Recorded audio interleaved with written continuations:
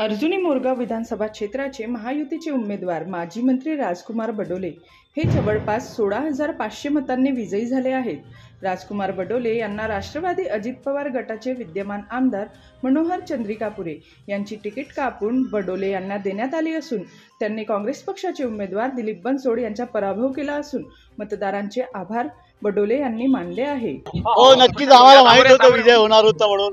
किती मतांनी जवळपास विजय झालेला आहे? 16,671 मतांनी विजय झाला या ठिकाणी आणि आम्हाला विश्वास होता की विजय होणारच। मतदारांना काय म्हणाल तुम्ही?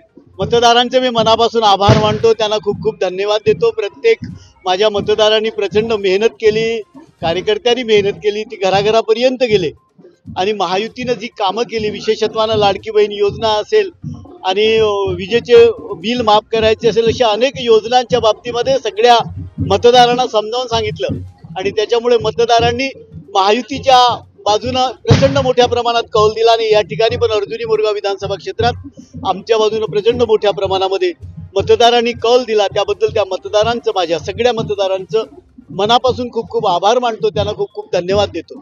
जीबी न्यूजचे प्रत्येक अपडेट मिळवून घेण्यासाठी तुम्ही आमच्या चॅनलला लाईक करा, सबस्क्राईब करा आणि शेअर करा, तसेच बेल आयकॉनला सुद्धा प्रेस करा। आपला जिल्हा, आपली बातमी, जीबी न्यूज गोंदिया।